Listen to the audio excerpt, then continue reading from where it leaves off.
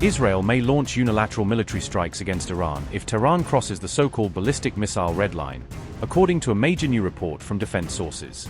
Netanyahu warned U.S. officials that Israel reserves the right to act decisively without waiting for formal American approval or coordination, per the Jerusalem Post. Israeli defense sources emphasized they explicitly told Washington that Iran's rapidly expanding missile program constitutes far more than just a regional security issue.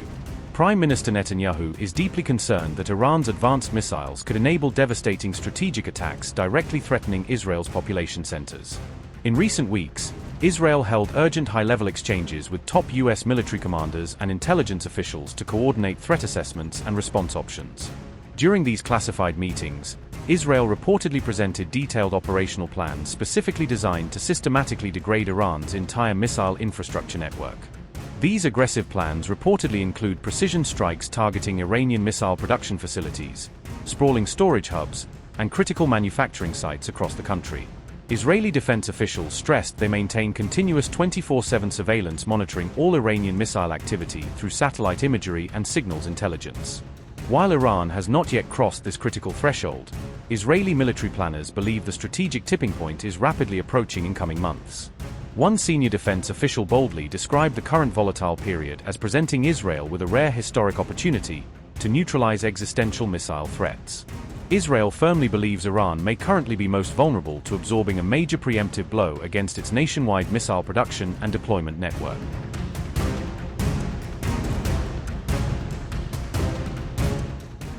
Israel is reportedly pressing Washington to include strict missile restrictions as a non-negotiable element in all ongoing negotiations with Iran. Israel deeply fears the U.S. might negotiate exclusively on the nuclear issue while conveniently exempting Iran's massive missile capabilities from any limitations. Publicly, President Trump has repeatedly stated his overriding priority remains securing a comprehensive deal preventing Iran from ever acquiring nuclear weapons.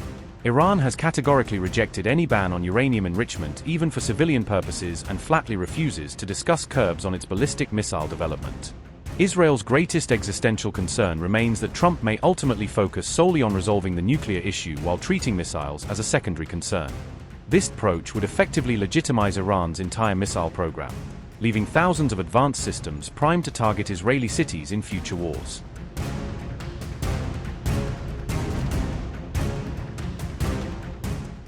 Inside Israel's defense establishment, there's mounting anxiety Trump might adopt a limited symbolic strike model against Iranian targets. Officials worry Trump could authorize hitting just a few high-profile symbolic targets, prematurely declare mission accomplished, and then completely disengage.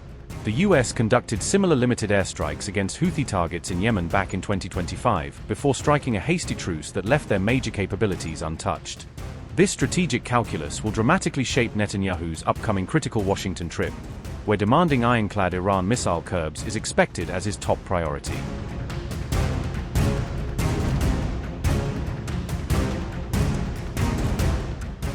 Amid unprecedented military buildup across the Gulf and repeated threats of all-out war, Iran and the U.S. held tense indirect talks mediated by Oman on February 6. Following these high-stakes discussions in Muscat, Iran categorically refused to completely dismantle its nuclear program as forcefully demanded by American negotiators.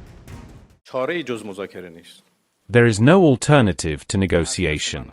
This is what I told the American team the day before yesterday, and their presence at the negotiating table is based on this logic, because other paths have been tried.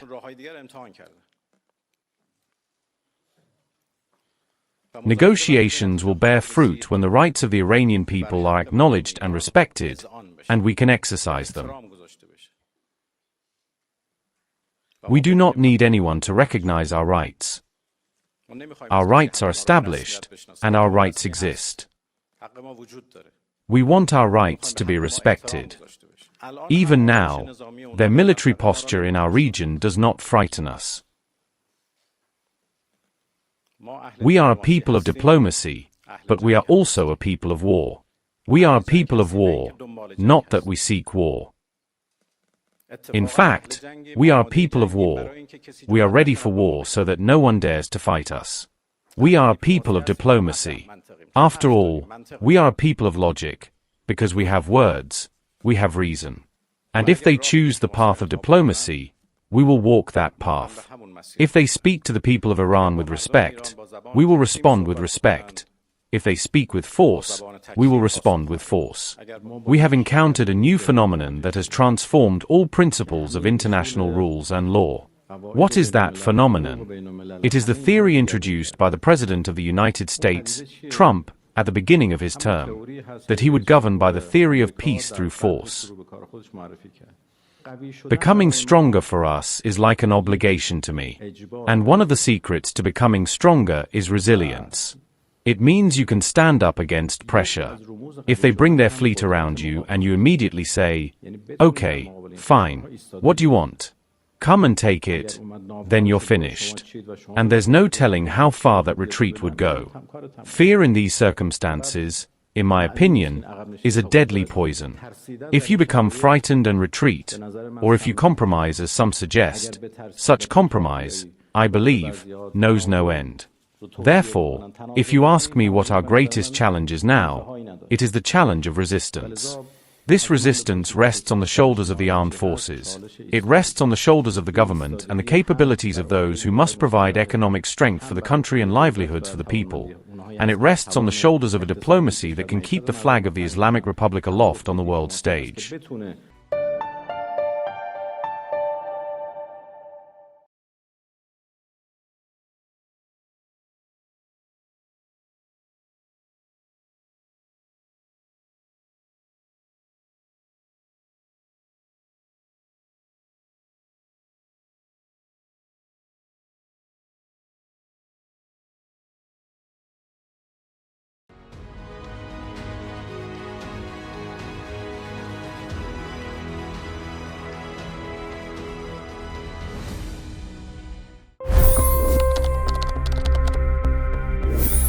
$25 crore गरीब गरीबी को परास्त करके बाहर निकले। For the good of our nation, let's work together and let's truly make America great again. The fastest news breaks. Requested PM saying that look, you will have to speak to Putin and to Zelensky. The biggest newsmakers. The relationship with India is probably the most important bilateral relationship the U.S. will have for the rest of this century. The capital delivered quite an election result today. Expert analysis. The million-dollar question today is how to stop this dance of death. Ground reports. I'm standing at the crossroad of the Kumbh Mela. Behind me are more than 100 entry ghats. Long-form interviews. Exclusionary politics is reflected in Manipur case as well. You don't bother because this is a small state. Deep dive into burning issues. It's often said DRC could be the richest country in the whole world. It's because of what sits underneath. Why exactly did the US topple the Sheikh Hasina government? HD videos. We don't just break news, we break it down.